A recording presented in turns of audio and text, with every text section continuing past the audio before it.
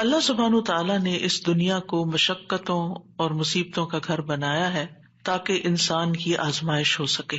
اللہ تعالیٰ نے انسان کی تخلیق کی حقیقت بیان کرتے ہوئے فرمایا، لقد خلقنا الانسان فی کبد، بلا شبہ یقیناً ہم نے انسان کو بڑی مشقت میں پیدا کیا ہے، اور اس مشقت سے مراد وہ سختیاں اور مشقتیں ہیں جو انسان اس دنیا میں برداشت کرتا ہے، اور وہ مشقتیں بھی جو برزخ میں ہوں گی، قبر میں ہوں گی، اور وہ جو قیامت کے دن اس کو برداشت کرنا ہوں گی۔ یعنی انسان کی زندگی کا سفر مشقتوں کا سفر ہے، اور اس ریالٹی کو ایکسپٹ کر لینا چاہیے۔ ہاں، اگر کوئی اللہ تعالیٰ کی اطاعت اور فرما برداری میں یہ زندگی بسر کرتا ہے اور ان تکلیفوں پر ناراض نہیں ہوتا، ان آزمائشوں میں کامیاب ہو جاتا ہے، تو انشاءاللہ موت کے ساتھ ہی اس کی راحتوں بھری زندگی شروع ہو جائے گی اور آئندہ کے لیے اس کی مشقتیں ختم ہو جائیں گی۔ مشقتوں سے پاک، مصیبتوں اور تکلیفوں اور آزمائشوں سے پاک جگہ تو صرف جنت ہی ہے، اور دنیا جنت ہو نہیں سکتی، چاہے انسان اس کو جتنا بھی جنت بنانے کی کوشش میں لگا رہے۔ تو اس دنیا میں رہتے ہوئے اس حقیقت کو جان لینا چاہیے کہ یہاں امتحان ہوں گے، تکلیفیں ہوں گی، آزمائشیں ہوں گی، غم ہوں گے۔ ضرورت اس بات کی ہے کہ ہمیں طریقہ آتا ہو کہ ان غموں، مشکلات، تکلیفوں سے نبٹنا کیسے ہے، یعنی اس کے لیے اپنے آپ کو تیار کرنا ہے، ورنہ لقد خلقنا الانسان فی کبد۔ ابن عباس کہتے ہیں کبد سے مراد اس کا پیٹ میں حمل کی صورت میں رہنا، اس کا دودھ پینا، اس کا دودھ چھڑانا، دانتوں کا اگنا، اس کی زندگی کے بچپن کے مراحل اور اس کی گزران، اس کی موت، یہ سب کچھ بہت سخت اور شدید ہوتا ہے۔ یعنی حمل سے لے کے پیدائش کا مرحلہ اور پھر دودھ پینا اور چھڑانا اور دانتوں کا آنا اور ٹیدنگ پیریڈ، سارے ہی مراحل کے اپنے مسائل ہوتے ہیں۔ ان سب میں انسان کو کسی نہ کسی تکلیف سے گزرنا پڑتا ہے۔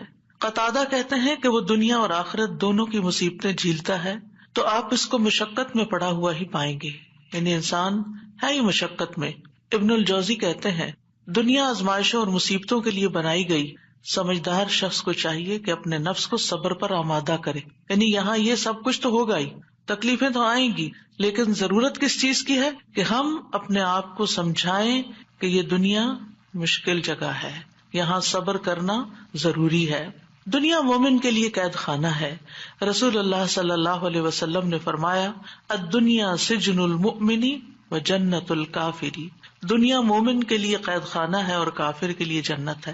تو اس کا کیا مطلب ہے کہ کیا کافر کو کوئی مشقت نہیں ہوتی اس دنیا میں؟ ہوتی ہے، لیکن مراد اس سے یہ ہے کہ آخرت کی تکلیفوں کے مقابلے میں دنیا میں جو بھی اس کو ملا ہے وہ اس کے لیے جنت ہی ہے، کیونکہ اس کے لیے آخرت میں جنت نہیں ہے۔ اور آخرت مومن کے لیے خوشحالی کا گھر ہے۔ جب مومن وہاں پہنچے گا تو پکار اٹھے گا، وقال الحمد للہ الذی اذهب عنا الحزن ان ربنا لغفور شکور الذی احلنا دار المقامۃ من فضلہ لا یمسنا فیہا نصب ولا یمسنا فیہا لغوب۔ اور وہ کہیں گے کہ اس اللہ کا شکر ہے جس نے ہم سے غم کو دور کر دیا، یعنی جنت میں جا کر انسان واقعی غم سے دور ہو جائے گا۔ یقیناً ہمارا رب بخشنے والا قدردان ہے، جس نے اپنے فضل سے ہمیں ابدی قیام گاہ میں لا اتارا، جہاں ہمیں نہ مشقت اٹھانی پڑتی ہے اور نہ کوئی تھکاوٹ لاحق ہوتی ہے، یعنی نہ ہی کوئی کام مشکل ہے اور نہ ہی ہم تھکتے ہیں، آرام ہی آرام ہے، سکون ہی سکون ہے۔ لیکن اس سکون کو پانے کے لیے اس دنیا میں تھکنا شرط ہے، اپنے آپ کو اللہ کی عبادت میں، بندوں کی خدمت میں تھکانا لازم ہے۔ دنیا جتنی بھی تکلیف دہ ہو، لیکن انسان جب جنت میں پہنچے گا تو جنت کا ایک چکر دنیا کی ساری فکروں کو ختم کر دے گا۔ نبی صلی اللہ علیہ وسلم نے فرمایا قیامت کے دن اہل جنت میں سے اس آدمی کو پیش کیا جائے گا جسے دنیا میں لوگوں میں سے سب سے زیادہ تکلیفیں آئی ہوں گی، پھر اسے جنت میں صرف ایک غوطہ دے کر، یعنی ایک چکر لگوا کر پوچھا جائے گا، اے ابن آدم، کیا تو نے کبھی کوئی تکلیف بھی دیکھی؟ کیا تجھ پر کبھی کوئی سختی بھی گزری؟ وہ عرض کرے گا، اے میرے رب، اللہ کی قسم کبھی نہیں، کوئی تکلیف نہیں دیکھی۔ ساری تکلیفیں بھول جائیں گی، کبھی کوئی تکلیف میرے پاس سے نہ گزری اور نہ ہی میں نے کبھی کوئی شدت و سختی دیکھی۔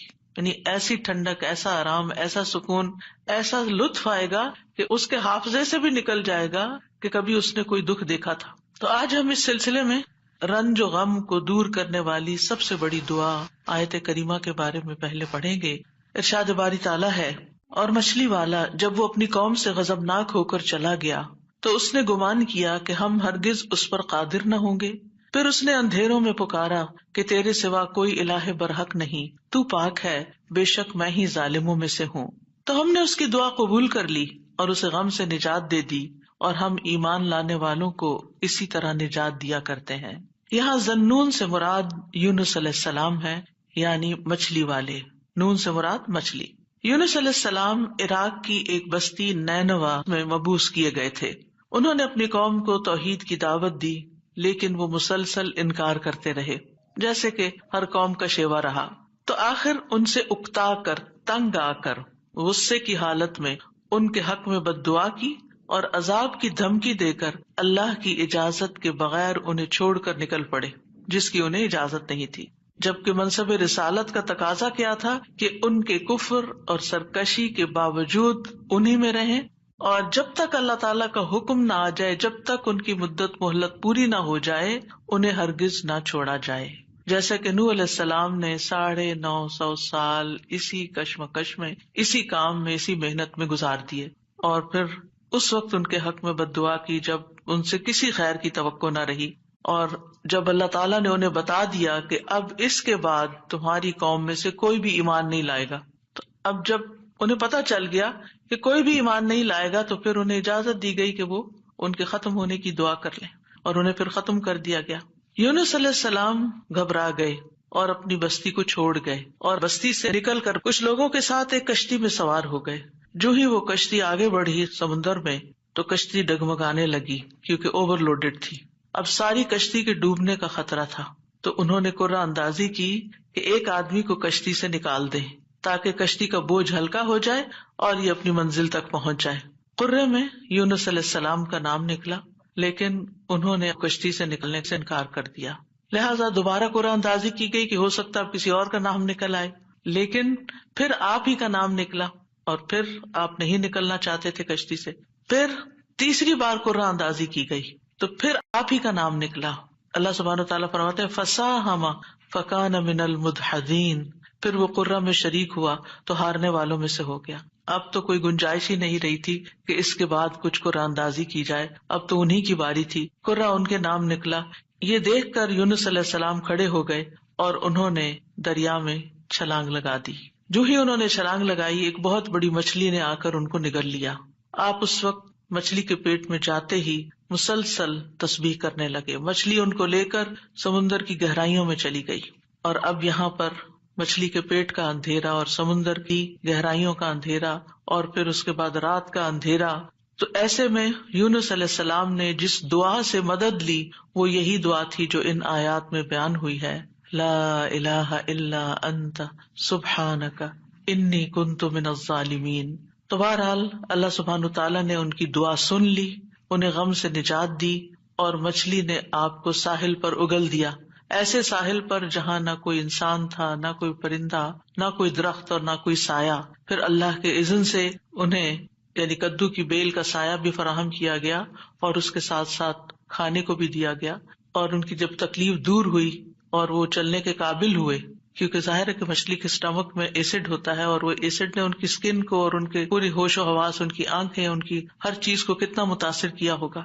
تو جب ان کے ہوش و حواس بحال ہوئے اور چلنے کی کچھ طاقت ہوئی تو دوبارہ اسی بستی کی طرف بھیجے گئے. اب آپ دیکھیے کہ بستی والے دیکھ کر حیران ہو گئے ہوں گے کہ یہ شخص جو ہمیں چھوڑ کر چلا گیا تھا یہ کیسے واپس آ گیا، اور ہو سکتا ہے کہ ان کے جانے کے بعد انہوں نے تلاش بھی کیا اور وہ کہیں ملے بھی نہ ہوں. اور پھر آپ دیکھیے کہ کس طرح بستی والوں کو یہ ریئلائز ہوا کہ انہوں نے غلط کیا ہے اپنے پیغمبر کے ساتھ، تو وہ ایمان لائے.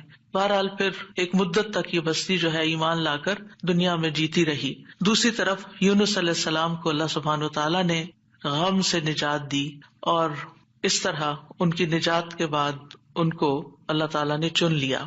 اسی طرح اللہ سبحانہ وتعالیٰ اس بستی کے بارے میں فرماتے ہیں فَلَوْلَا كَانَتْ قَرْيَةٌ آمَنَتْ فَنَفَعَهَا إِيمَانُهَا إِلَّا قَوْمَ يُونُسَ لَمَّا آمَنُوا كَشَفْنَا عَنْهُمْ عَذَابَ الْخِزْيِ فِي الْحَيَاةِ الدُّنْيَا وَمَتَّعْنَاهُمْ إِلَىٰ حِينٍ سو کوئی ایسی بستی کیوں نہ ہوئی جو ایمان لائی ہو، پھر اس کے ایمان نے اسے نفع دیا ہو یونس کی قوم کے سوا۔ جب وہ ایمان لے آئے تو ہم نے ان کی ذلت کا عذاب دنیا کی زندگی میں ان سے ہٹا دیا اور انہیں ایک وقت تک سامان دیا۔ کہا جاتا ہے کہ یونس علیہ السلام جب قوم کو چھوڑ کر گئے تھے اور ان لوگوں کو یہ بات سمجھ آ گئی کہ وہ نبی تھے اور وہ جھوٹ نہیں بولتے، تو وہ سب کے سب اپنے بچوں، چوپایوں، مویشیوں سب کو لے کر صحرا کی طرف نکل گئے اور ماں کو بچوں سے الگ کر دیا، اور اللہ سبحانہ تعالیٰ کے حضور میں رو رو کر دعائیں کی، حتیٰ کہ ان کے اونٹ بلبلانے لگے اور بچے بھی رونے لگے اور گایوں کے بچے ڈکرانے لگے اور بھیڑ بکریاں اور سارے جانور بولنے لگے۔ یعنی ایک سما ہوگا اس توبہ استغفار کا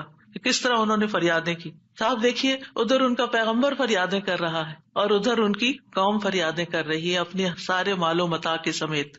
تو اللہ سبحانہ تعالیٰ نے کس طرح ان کی فریادیں سن لی۔ تو اس سے کیا پتا چلتا ہے کہ دعا مانگنے کا بھی ایک سلیقہ ہوتا ہے۔ بے روح دعائیں، بس صرف الفاظ کا دہرا دینا، کبھی چپ کر کے دل میں دہرا لینا، کبھی زبان سے لفظ نکالے بغیر صرف منہ سے بول دینا، یہ کافی نہیں ہوتا، بلکہ اس کے لیے بہت ضروری ہوتا ہے کہ انسان اپنی آہوزاری ظاہر کرے، اللہ سبحانہ تعالیٰ کے آگے اپنی بے قراری کو بیان کرے اور اپنی کیفیت اور اپنے غم اور اپنے دکھ کی داستان سنائے اور محنت کرے دعا میں۔ ہم دعا میں محنت نہیں کرتے، ہم ایک آدھ دفعہ بس کر لیتے ہیں، کبھی تھوڑا بہت آنسو بھی آ گئے، تھوڑا بہت رو پڑے اور بات ختم ہو گئی اور پھر کہا ہم نے تو بڑی دعا کر لی، ہماری تو سونی نہیں جاتی۔ یونس علیہ السلام نے یہ آیت کریمہ کیسے پڑھا تھا اور ہماری قوم میں کیسے رواج ہے آیت کریمہ پڑھنے کا؟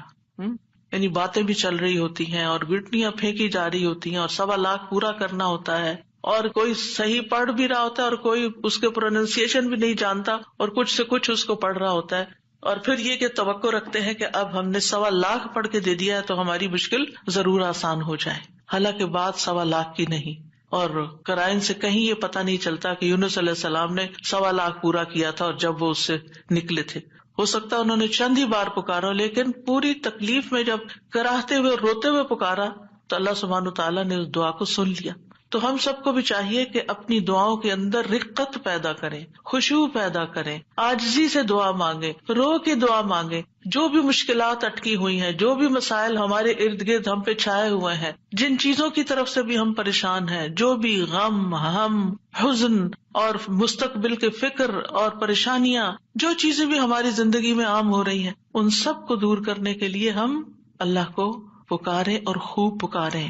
تو اللہ سبحانہ تعالیٰ نے یہاں ان کا نام نہیں لیا ان آیات میں، بلکہ ذنون کہا، مچھلی والا، کیونکہ نون مچھلی کو کہتے ہیں اور مچھلی نے انہیں نگل لیا تھا۔ وَذَنُّونِ إِذْ ذَهَبَ مُغَاضِبًا، یعنی غصے میں گئے تھے، ناراض ہو کے گئے تھے قوم سے۔ فَظَنَّ أَن لَّن نَّقْدِرَ عَلَيْهِ، انہوں نے یہ ہرگز نہیں سمجھا کہ اللہ تعالیٰ ان پر قابو نہ پا سکے گا، یعنی اس کا مطلب ہے کہ انہوں نے سمجھا کہ شاید ان کی پکڑ نہیں ہوگی، یعنی انہیں کچھ کہا نہیں جائے گا۔ قدرہ کا مطلب ہوتا ہے کسی پہ کوئی چیز تنگ کر دینا، جس سے رزق کی تنگی کے لیے بھی یہ لفظ قرآن میں استعمال ہوتا ہے۔ مطلب یہ ہے کہ یونس علیہ السلام جب اپنی قوم کو چھوڑ کر نکل رہے تھے تو انہوں نے یہ سمجھا تھا کہ اس پر وہ حق بجانب ہیں اور ان کی پکڑ نہیں ہوگی، یعنی ہم انہیں کچھ نہیں کہیں گے، لیکن پکڑ ہو گئی کیونکہ اللہ تعالیٰ کا حکم نہیں آیا تھا۔ اچھا، بعض اوقات ہم بھی کچھ اپنی زندگی میں ایسے کام شروع کر دیتے ہیں یا ایسے ڈیسیژن لے لیتے ہیں اور ساتھ ہی اس خوش فہمی میں مبتلا ہو جاتے ہیں، یہ تو معمولی سی بات ہے، اس پہ اللہ تعالیٰ کیا پکڑے گا، اس پہ نہیں پکڑ ہوتی۔ لیکن کبھی بھی جان بوجھ کے نافرمانی نہیں کرنی چاہیے اور انسان کو حد الوسع کوشش کرنی چاہیے کہ اللہ تعالیٰ کی ناراضگی کے کاموں سے بچے، اور کسی بھی گناہ کو ہلکا نہیں سمجھنا چاہیے، چھوٹا نہیں سمجھنا چاہیے کہ اس پہ نہیں پکڑ ہوتی، لیکن پکڑ ہو گئی۔ فنادى في الظلمات ألا إله إلا أنت سبحانك إني كنت من الظالمين۔ اب دیکھیے ہم سے بھی جب کوئی غلطی ہوتی ہے نا، کوئی بات منہ سے غلط نکل جائے، کوئی ہمارا رویہ کسی کے ساتھ غلط ہو جائے، معاملہ کسی کے ساتھ سخت ہو جائے، ہم کسی کے ساتھ تلخ ہو جائیں، تو اس کے بعد ہمارے دل میں ریگریٹ ضرور آتی ہے، ہمیں احساس ہوتا ہے، اور حدیث میں آتا ہے کہ فرشتہ 6 گھڑیاں قلم اٹھائے رکھتا ہے۔ اگر اس میں، اب گھڑیوں سے مراد کتنی ڈیوریشن ہے یہ نہیں مجھے معلوم، لیکن مطلب یہ ہے کہ کچھ دیر اس کو دی جاتی ہے کہ کیا یہ اپنی غلطی مانتا ہے۔ اور کچھ اللہ کے بندے ایسے ہوتے ہیں کہ جو ہی ان سے غلطی ہوتی ہے اور ان کے دل میں پنچ ہوتی ہے، ان کو شرمندگی ہوتی ہے، وہ فوراً استغفار شروع کر دیتے ہیں اور اپنی غلطی کو مان جاتے ہیں اور کہتے ہیں کہ یہ کیا کیا میں نے، مجھے ایسا نہیں کرنا چاہیے تھا۔ اور پھر کیا ہوتا ہے، اللہ تعالیٰ اپنی رحمت سے معاف کر دیتا ہے ایسے بندوں کو. تو یونس علیہ السلام سے بھی جو ہو گئی کمی، اس کے بعد انہیں احساس ہو گیا کہ ایسے ہی ان کا نام کرے میں نہیں نکلا. اسی طرح ہم پر جب کوئی مشکل آتی ہے تو بعض اوقات انسان سوچتا ہے کہ یہ مشکل ایک دفعہ آئی ہے، پھر آ گئی ہے، یہ کیا ہو رہا ہے میرے ساتھ، یہ کیوں آ رہی ہے، ضرور میں نے کوئی ایسی غلطی کی ہے. پھر انسان استغفار شروع کر دیتا ہے اور آیت کریمہ کا ورد شروع کر دیتا ہے کہ کوئی مصیبت اللہ کے اذن کے بغیر نہیں آتی. یہ اگر مشکل آئی ہے، مصیبت آئی ہے، تو ضرور اس کے پیچھے کوئی وجہ ہے. تو آپ دعا کر سکتے ہیں کہ یا اللہ مجھے میری غلطی دکھا دے، مجھے میرا جو بھی گناہ ہے مجھے اس کی یاد آ جائے، مجھے اس کی سمجھ آ جائے، میں اس کو چھوڑ دوں، تو اس کو معاف کر دے. تو استغفار کی کثرت جو ہوتی ہے وہ انسان کو مشکلات سے نجات دیتی ہے. فنادیٰ فی الظلمات، تو انہوں نے اندھیروں میں پکارا. کون سے اندھیرے؟ رات کا اندھیرا، سمندر کا اندھیرا، مچھلی کے پیٹ کا اندھیرا اور غموں کا اندھیرا کہ میں کہاں پھنس گیا ہوں، وہاں سے نکلنے کا کوئی راستہ ہی نہیں. آپ دیکھیے کہ اگر کوئی ڈور بند ہوتا ہے تو انسان ڈور بجاتا ہے، کوئی آ کے کھول دیتا ہے، دروازہ توڑ دیتا ہے، انسان کچھ نہ کچھ حل نکل آتا ہے. گھر کے اندر اگر انسان کہیں ٹریپ ہو گیا، ٹریفک میں ٹریپ ہو گیا، کہیں اور ٹریپ ہو گیا، کوئی نہ کوئی آ کے آگے بڑھ کے کوئی مدد کر سکتا. لیکن مچھلی کے پیٹ کے اندر ٹریپ ہو جانا، نو وے آؤٹ. اور آپ کو پتا مچھلی کا پیٹ ہوتا بڑا ہے، جیسے ویل مچھلی ہے نا، تو اس کا جو ماؤتھ ہوتا ہے وہ بہت بڑا نہیں ہوتا. کرل کھاتی ہے نا، کرل بہت چھوٹی چھوٹی چیز ہوتی ہے، اور کئی ٹن کرل کھا جاتی ہے، لیکن یہ ہے کہ چھوٹی چیز اندر لے جا سکتی. اب یہ تو اللہ کے اذن سے اس کا منہ کھل گیا ہوگا اور وہ اندر چلے گئے، اور یہ بھی نہیں ہمیں پتا کہ وہ ویل تھی یا کوئی اور، کیونکہ سمندر کی اکثر مخلوق تو ہمارے علم میں ہی نہیں ہے، یہ تو انسانوں کے اندازے ہیں.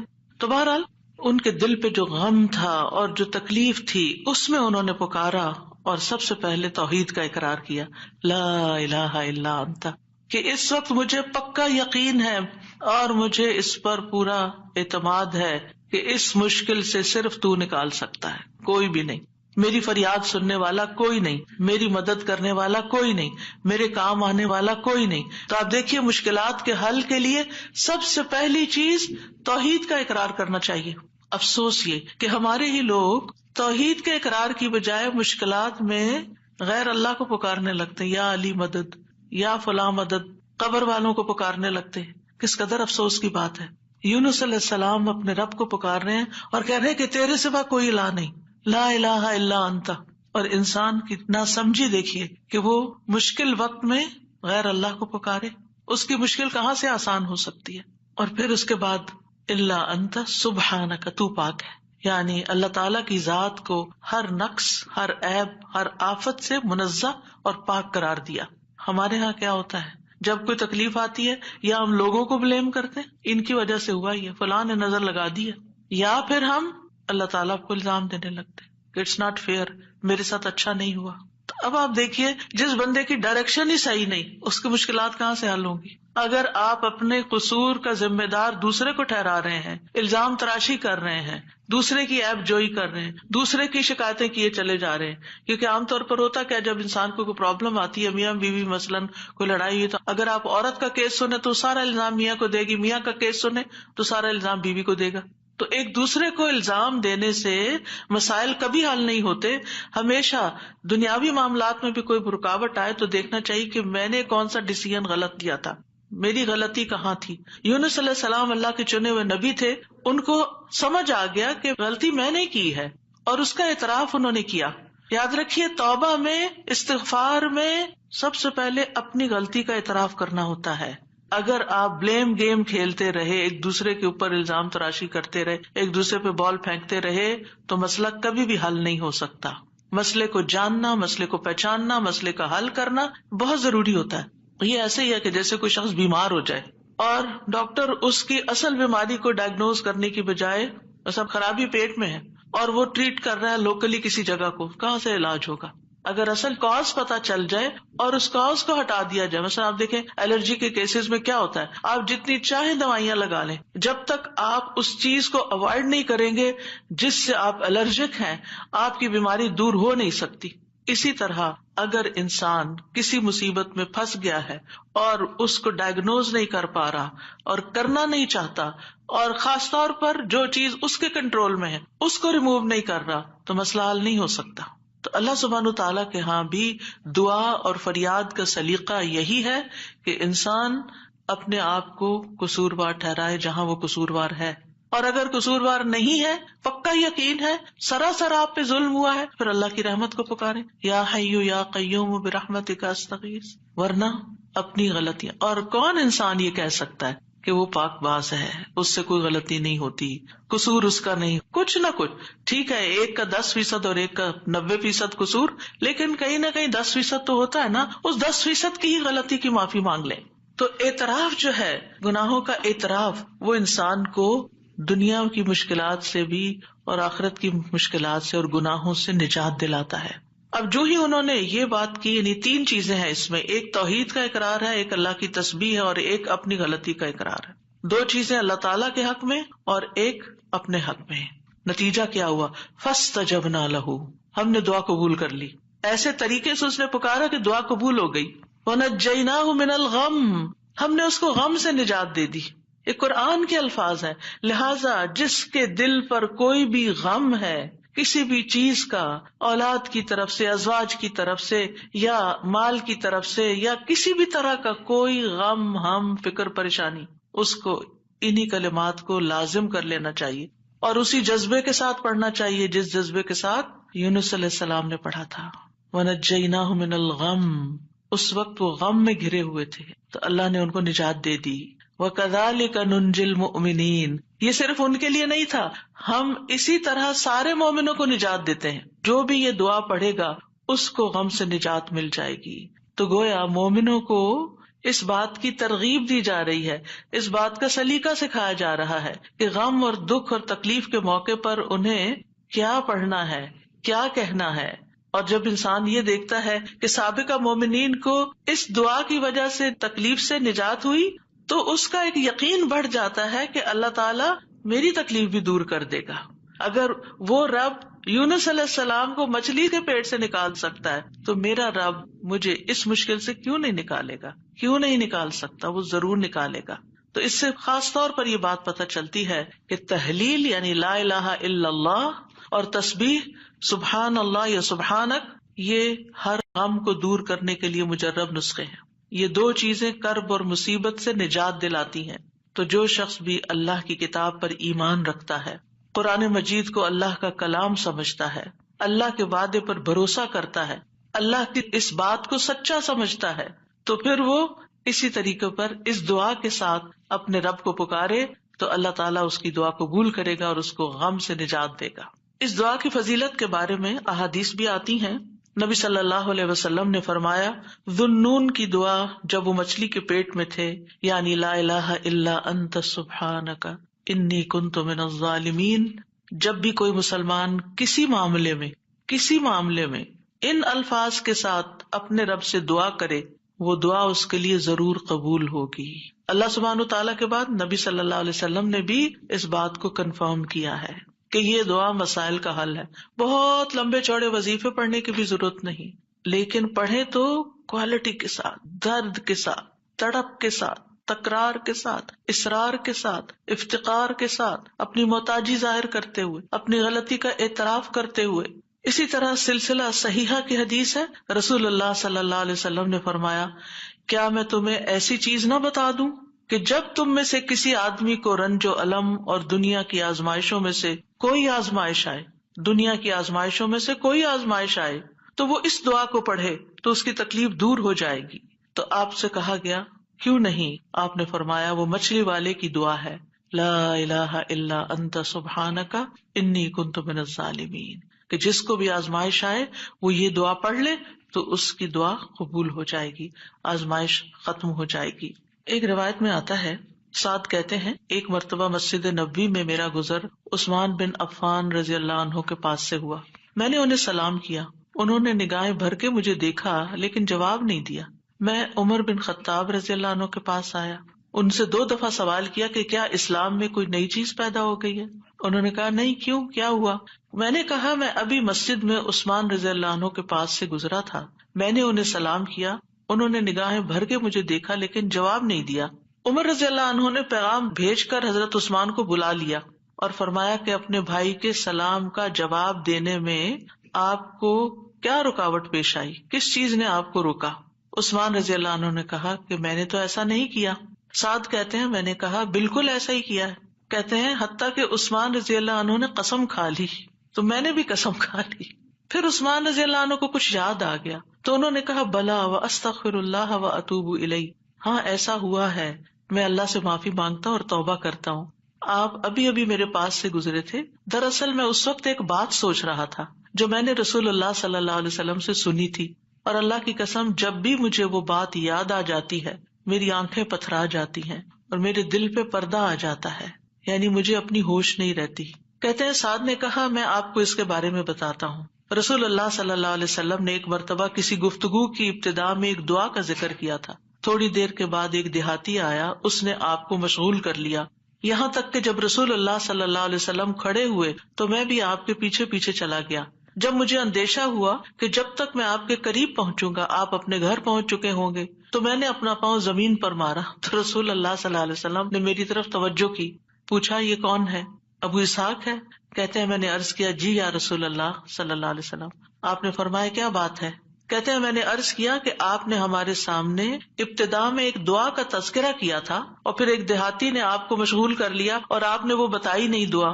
آپ نے فرمایا ہاں وہ یونس علیہ السلام کی دعا ہے جو انہوں نے مچھلی کے پیٹ میں مانگی تھی، یعنی لا الہ الا انت سبحانک انی کنت من الظالمین. کوئی بھی مسلمان جب بھی کسی معاملے میں ان الفاظ کے ساتھ دعا کرے گا تو دعا ضرور قبول ہوگی.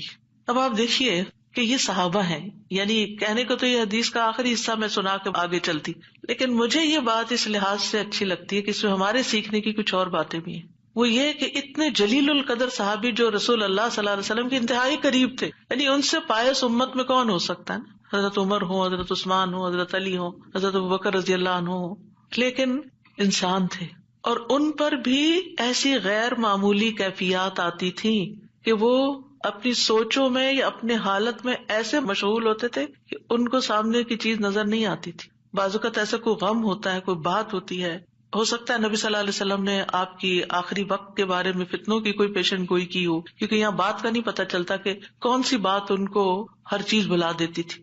دوسری بات یہ کہ بعض اوقات انسان کا حافظہ ایسے ساتھ چھوڑ جاتا ہے کہ وہ کہتا ہے کہ یہ کام ہوا ہی نہیں. نہ صرف یہ کہ وہ کہتا ہے نہیں، بلکہ اس کے بعد قسم بھی کھا لیتا ہے. اب دونوں صحابہ نے قسم کھا لی، بعد میں احساس ہوتا ہے اوہ ہاں اب یاد آیا.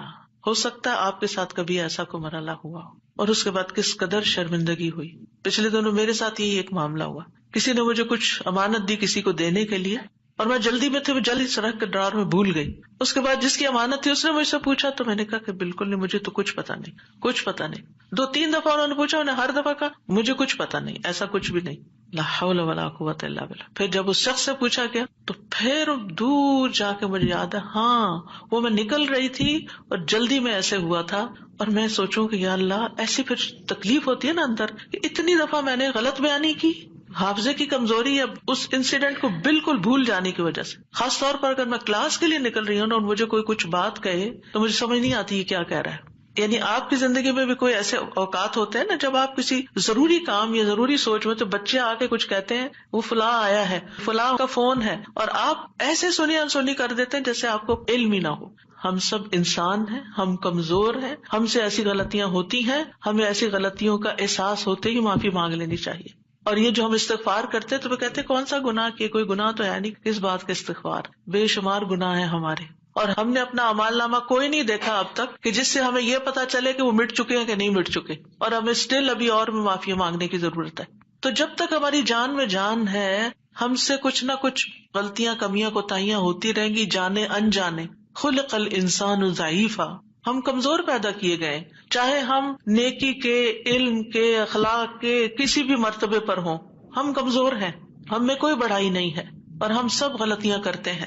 تو ہونا کیا چاہیے، جو ہی یاد آئے غلطی تو غلطی کا اعتراف کر لینا چاہیے، معافی مانگ لینی چاہیے، بندوں سے بھی مانگ لینی چاہیے، اللہ سے بھی معافی مانگ لینی چاہیے، اور پھر اللہ تعالیٰ کی طرف رجوع کرنا چاہیے. تو اللہ سبحانہ وتعالیٰ معاف کر دینے والا ہے، اور وہی ایک اکیلا ہے جو مشکلات سے نکال سکتا ہے. یہ پکا یقین ہونا چاہیے، اور جتنا زیادہ یہ یقین ہوگا نا اتنا ہی زیادہ ہم اللہ کی طرف رجوع کریں گے، اتنا ہی زیادہ محبت کے ساتھ پھر اللہ ہی کو پکاریں گے کہ دروازہ یہی جس کو کٹکھٹانا ہے ہمیں. گھر سے ہی مسئلہ حل ہونا ہے اور کوئی رستہ نہیں ہے. جتنی توحید خالص ہوگی اتنی ہی دعا مؤثر ہوگی. اور یہ دعا جو ہے اس کو دعا الکرب بھی کہا جاتا ہے، تکلیف دور کرنے والی دعا. ہمارے ہاں اس کو آیت کریمہ کہا جاتا ہے، ورنہ ہر آیت کریمہ ہے. کریمہ کا مطلب معزز. اور اس کی کوئی گنتی مقرر نہیں ہے، لیکن اگر آپ تکرار سے پڑھیں، 100 دفعہ پڑھ لیں، 20 دفعہ پڑھ لیں، 50 دفعہ پڑھ لیں، ضرور پڑھ لیں، کو وہ منع بھی نہیں ہے. لیکن ایک مخصوص تعداد میں پڑھنے سے ہی مشکل کا حل ہونا، یہ یقین رکھنا یہ غلط ہے، ایسا نہیں ہونا چاہیے.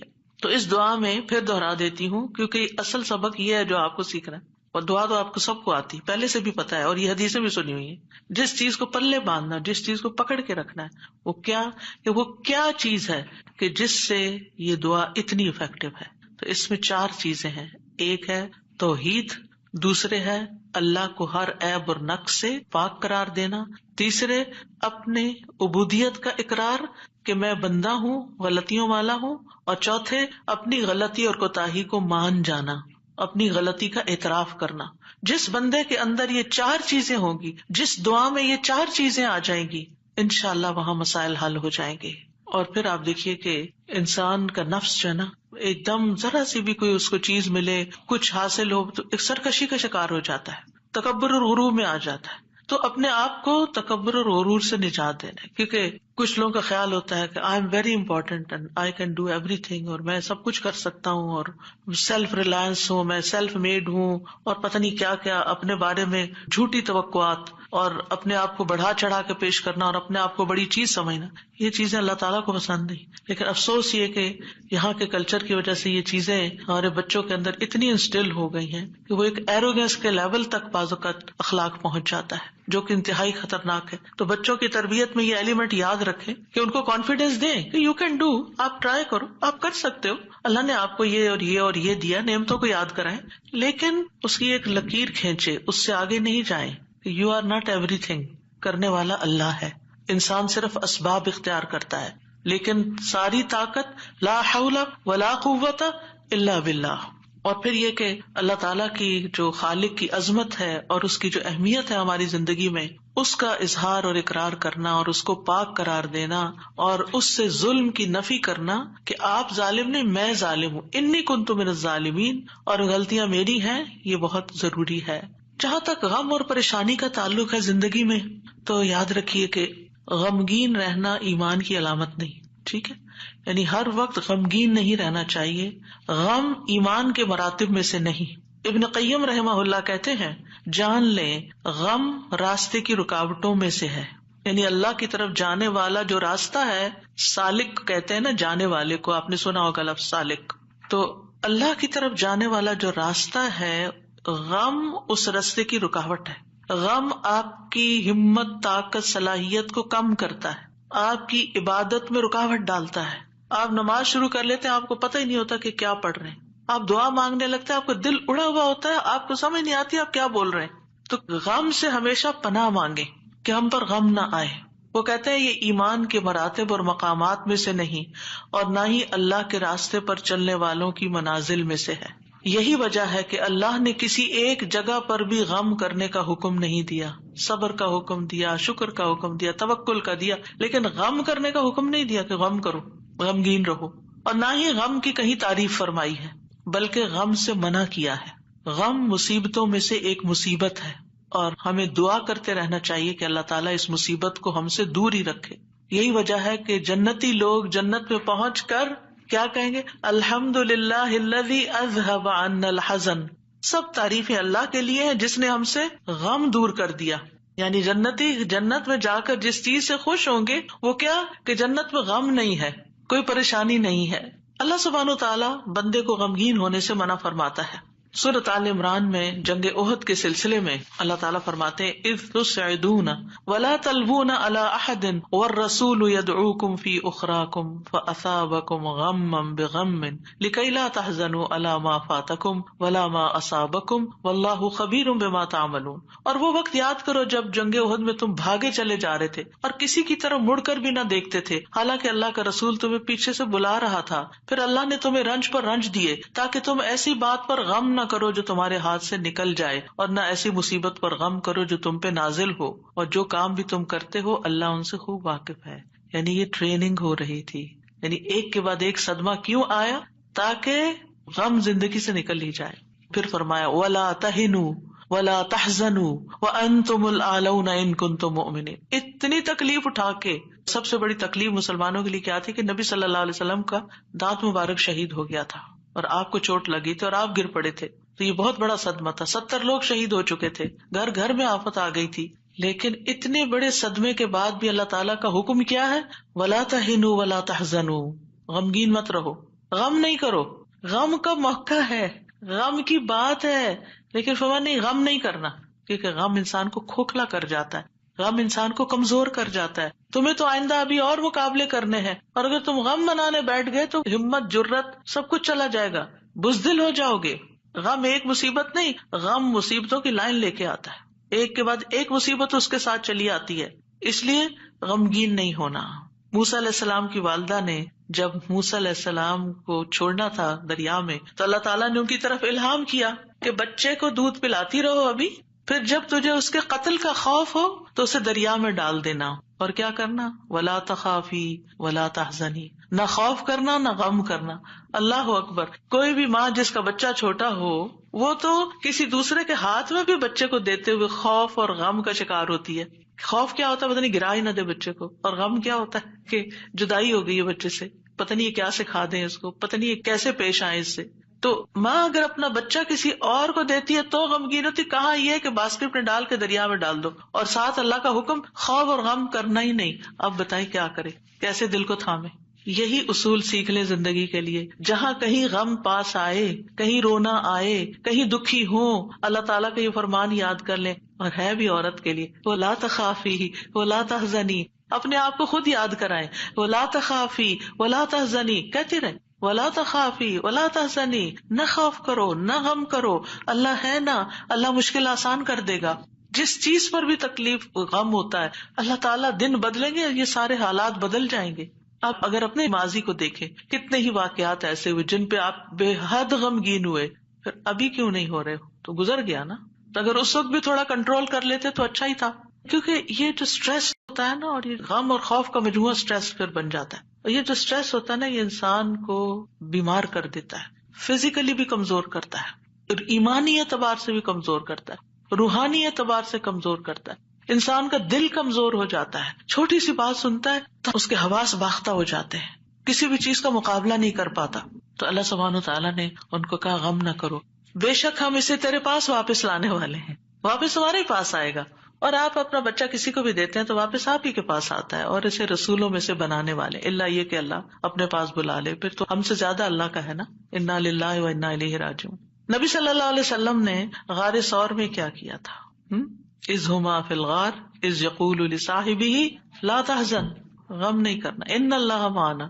یعنی کس طرح بے یار و مددگار انسان ایک ایسی جگہ پر ہو جہاں ساری قوم دشمن بنی ہوئی ہو, اور پھر بھی غم نہ کرے, سارے ساتھ چھوڑ دے, الٹا مخالفت کرے, جان کے دشمن بن, پھر بھی غم نہیں کرو, غم نہیں کرو.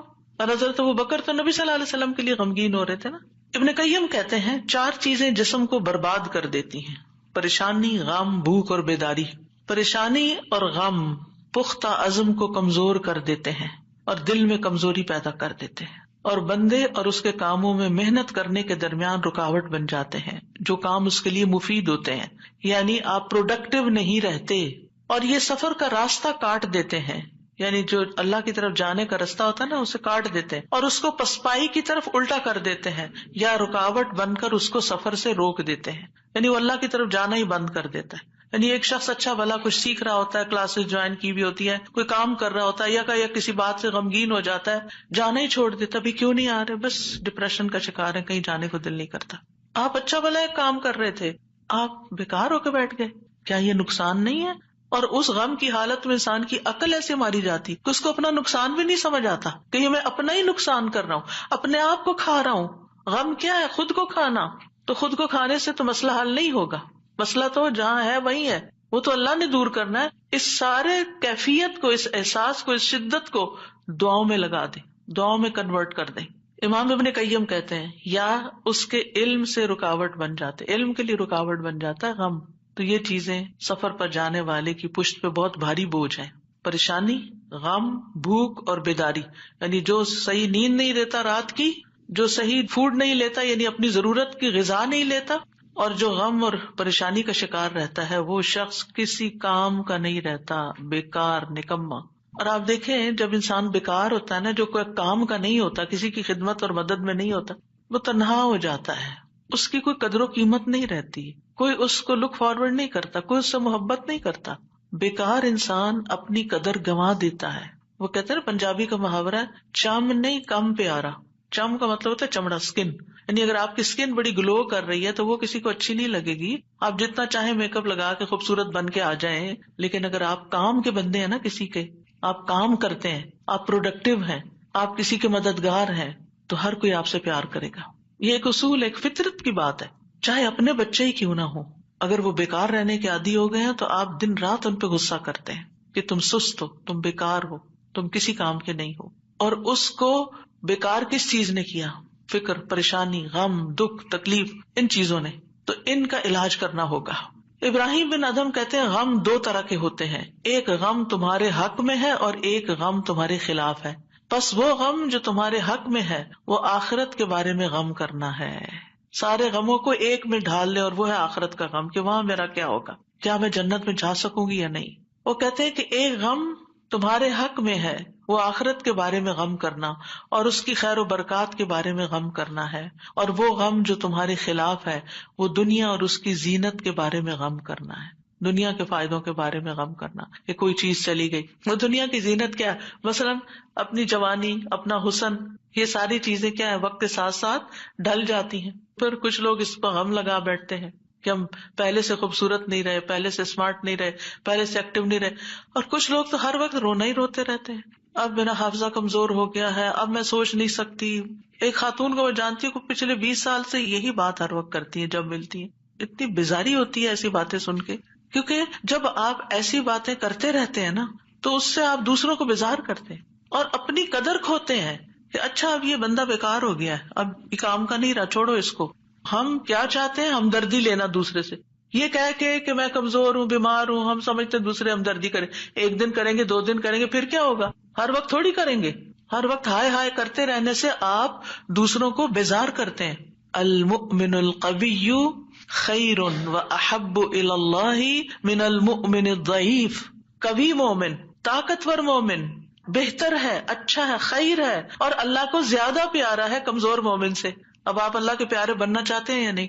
بننا چاہتے ہیں تو بہادر ہو جائیں، ہوشیار ہو جائیں، غموں کا رونا اتار پھینکیں۔ پھر آپ دیکھیے ابن قیم کہتے ہیں جب انسان صبح کرے اور شام کرے اور اس کی صرف ایک ہی فکر ہو اور وہ ہے اللہ سبحانہ تعالیٰ کے ساتھ رابطہ جوڑنا، تو ایسے انسان کی تمام ضرورتوں کو اللہ اپنے ذمے لے لیتا ہے، ساری ضرورتیں۔ یعنی آپ اللہ تعالیٰ کے ساتھ کنیکٹ رہیں اور لوگوں کو بھی اللہ سے کنیکٹ کریں، آپ کے کام اللہ کے ذمہ، اور اللہ تعالیٰ اس سے ہر پریشان کرنے والے کام کا ضامن ہو جاتا ہے۔ سبحان اللہ، کتنی بڑی بات ہے۔ اور اس کے دل کو اپنی محبت کے لیے، اس کے زبان کو اپنے ذکر کے لیے اور اس کے اعضاء کو اپنی اطاعت کے لیے فارغ کر دیتا ہے۔ لیکن اگر وہ صبح شام اس حال میں کرے کہ دنیا ہی اس کی پریشانی ہو، کہ دنیا ہی اس کی پریشانی، دنیا کی کوئی چیز اس کی پریشانی بنی ہوئی ہے، کوئی انسان ہے، کوئی کام ہے، کوئی چیز ہے، تو اللہ اس پر دنیا کے غم، پریشانیاں اور تکلیفیں لاد دیتا ہے۔ ایک پریشانی ہے نا، ایک اور آ جائے گی، ایک اور آ جائے گی، اور آ جائے گی، کٹھی ہو جائیں گی، اس کو اس کے نفس کے حوالے کر دیتا ہے۔ تو اللہ اس کے دل کو اپنی محبت سے ہٹا کر مخلوق کی محبت میں مشغول کر دیتا ہے۔ یہ بھی ایک سزا ہوتی ہے کہ انسان انسانوں کی محبت کا قیدی ہو جاتا ہے، ان کی خوشی سے انسان خوش، ان کے غم سے انسان غمگین، اس کی اپنی کوئی زندگی نہیں، اس کے اپنے پاس خوش ہونے کے لیے کوئی چیز ہی نہیں، اور اس کی زبان کو اپنے ذکر سے ہٹا کر لوگوں کے ذکر کے ساتھ مشغول کر دیتا ہے، پھر وہ لوگوں کی باتیں کرتا رہتا ہے۔ وہی کتنی بیزاری ہوتی ہے نا جب لوگ لوگوں کی کوئی خراب باتیں آپ سے کریں، کسی کے عیب کھولیں آپ کے سامنے، کسی کی غیبت کریں، کسی کے الزام تراشی کریں، یا اپنی لڑائی جھگڑوں کو اس طرح ذکر کریں، یہ کوئی خوشگوار گفتگو تو نہیں ہوتی۔ تو یہ بھی سزا کی ایک قسم ہوتی ہے کہ ہر وقت انسان اس قسم کی باتیں کرتا رہے اور اس کے اعضاء کو اپنی اطاعت سے ہٹا کر لوگوں کے کاموں میں مشغول کر دیتا ہے۔ انبیاء کا خاص وصف یہ تھا کہ وہ آخرت کو ہر وقت یاد رکھتے تھے اور ہر معاملے کو اسی کو پیش نظر رکھ کے نبھاتے تھے۔ ان کے بارے میں آتا ہے انا اخلصناہم بخالصۃ ذکر الدار، بے شک ہم نے انہیں ایک خاص صفت کے ساتھ چن لیا جو اصل گھر کی یاد ہے، یعنی وہ آخرت کو یاد کرتے رہتے ہیں، ان کا غم آخرت کے بارے میں ہے۔ سورۃ الانبیاء میں ہی آتا ہے انہم کانوا یسارعون فی الخیرات ویدعوننا رغبا ورہبا وکانوا لنا خاشعین، یقیناً وہ نیکیوں میں جلدی کرتے تھے اور ہمیں رغبت اور خوف سے پکارتے تھے اور ہمارے لیے عاجزی کرتے تھے۔ سفیان ثوری کہتے ہیں وکانوا لنا خاشعین کے بارے میں کہ غم ان کے دلوں میں پھیل کر ان کو پگھلانے والا ہوتا ہے، یعنی اللہ کے حضور جھکانے کے لیے۔ آخرت کا غم انہیں اللہ کی طرف مائل کرتا ہے، کیونکہ مالک یوم الدین بھی تو وہی ہے نا، فیصلہ بھی قیامت کے دن اسی کے ہاتھ میں ہے، لہٰذا فکر اس بات کی ہونی چاہیے کہ وہ ہمارے حق میں کیسے فیصلہ کرے گا۔ اللہ کرے کہ رحمت والا معاملہ فرمائے۔ صحابہ بھی آخرت کا غم ہی لگائے رکھتے تھے۔ عبد الرحمن بن عوف کے پاس کھانا لایا گیا، وہ روزے سے تھے، انہوں نے کہا مصعب بن عمیر شہید کیے گئے، وہ مجھ سے بہتر تھے، انہیں جس چادر کا کفن دیا گیا اس سے ان کا سر چھپاتے تو پاؤں نکل آتے، پاؤں چھپاتے تو سر کھل جاتا، پھر ہمارے لیے دنیا کشادہ کر دی گئی، ہمیں تو یہ ڈر ہے کہ کہیں ہماری نیکیوں کا بدلہ ہمیں اس دنیا میں ہی نہ مل جائے، اور پھر آپ رو پڑے، کھانا بھی چھوڑ دیا۔ حسن بصری کا حال یہ تھا کہ جب بھی ان سے ملاقات ہوتی ایسا لگتا کہ ابھی کوئی مصیبت آئی، یعنی آخرت کی فکر اتنی کرتے تھے۔ نظر کہتے ہیں میں عمر بن عبد العزیز کے پاس گیا تو وہ رونے کے قریب تھے، ہمیشہ آہیں بھرتے رہتے تھے، گویا ساری مخلوق کا غم انہی کو ہے، حالانکہ ان کو آخرت کی فکر ہوتی تھی۔ سفیان ثوری کہتے ہیں لوگوں کا غم ختم ہو چکا ہے، آپ نمازیوں میں ایک شخص کو دیکھیں گے اس پر کوئی نہ غم ہے نہ خوف ہے۔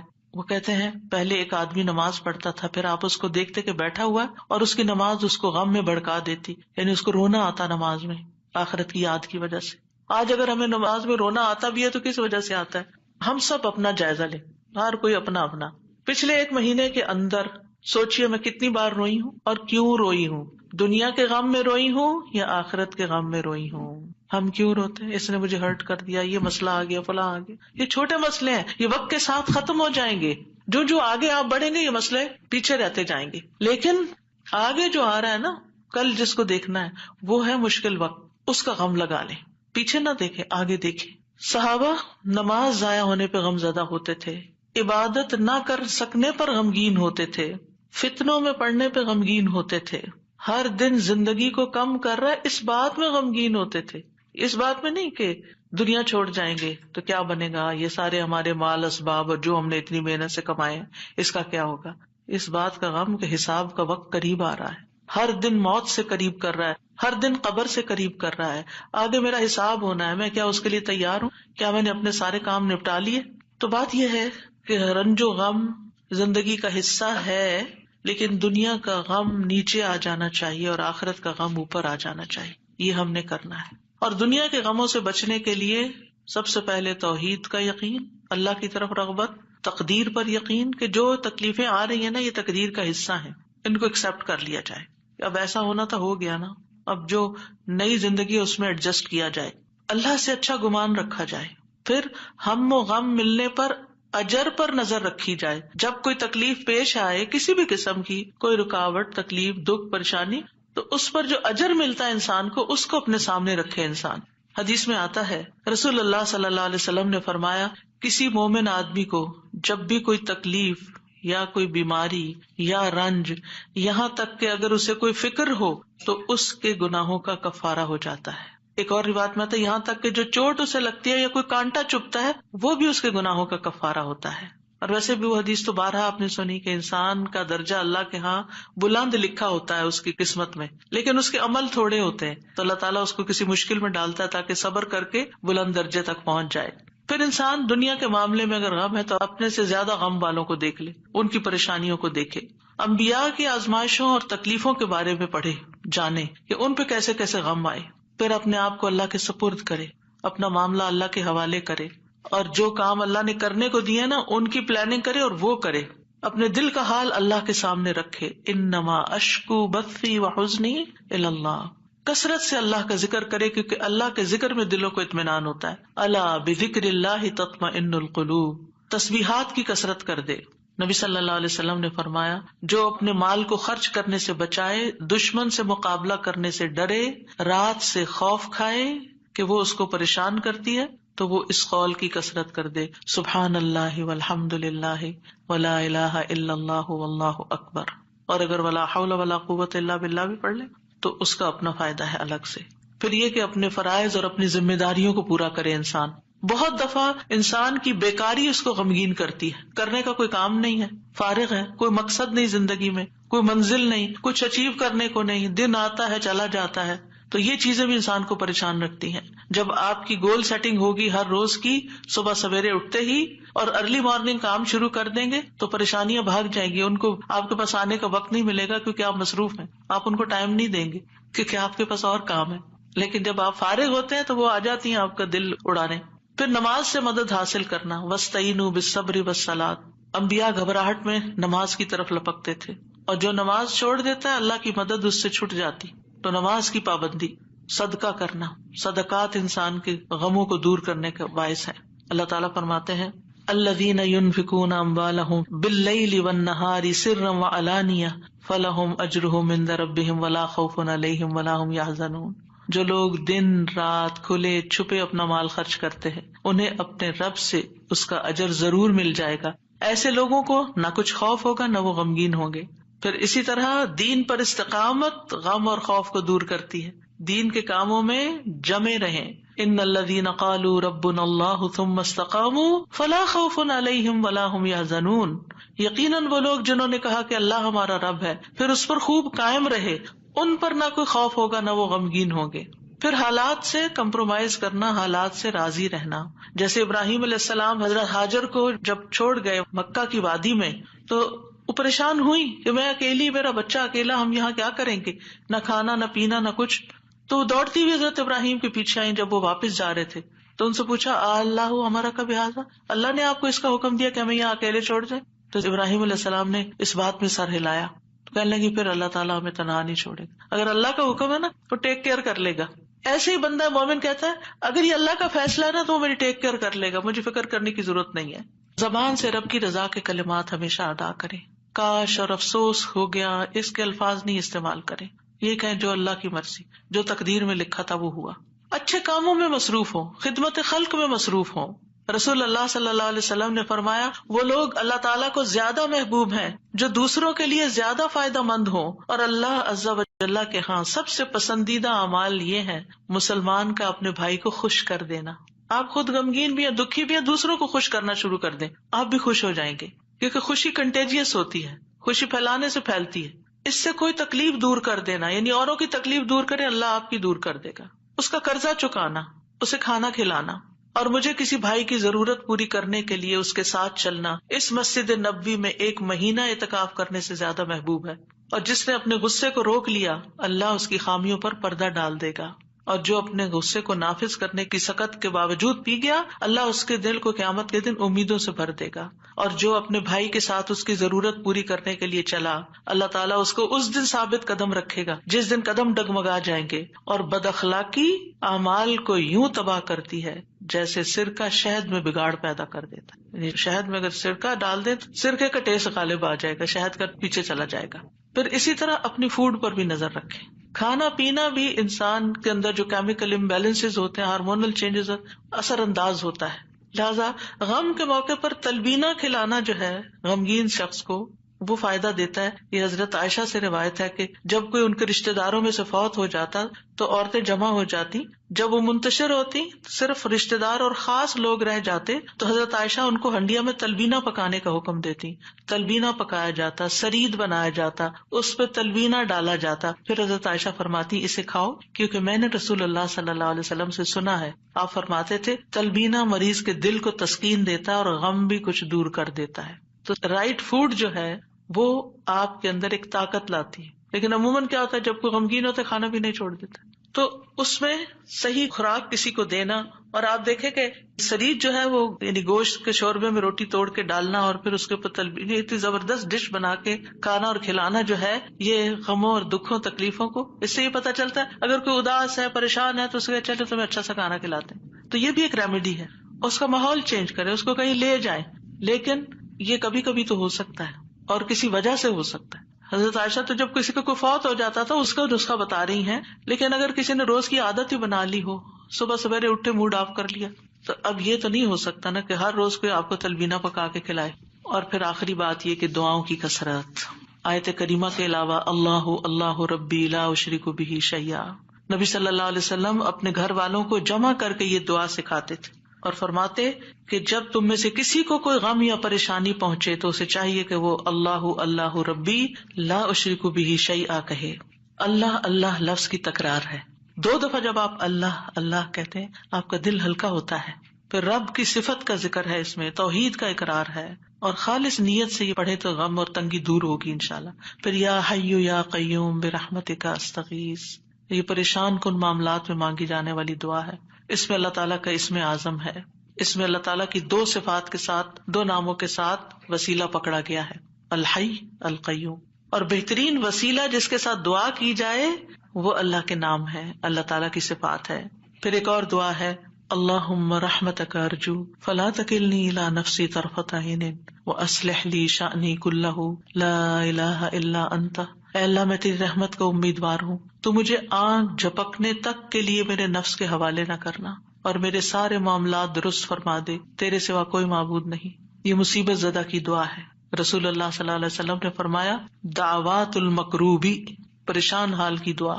اور اس میں خاص طور پر اللہ کی رحمت کا ذکر ہے کہ اللہ میں تیری رحمت کی امید کرتی ہوں اور میرا نفس تو بڑا کمزور ہے، مجھے اس کے حوالے نہ کرنا ورنہ میں تو پڑ جاؤں گی، اور ایک لمحے کے لیے بھی نہیں.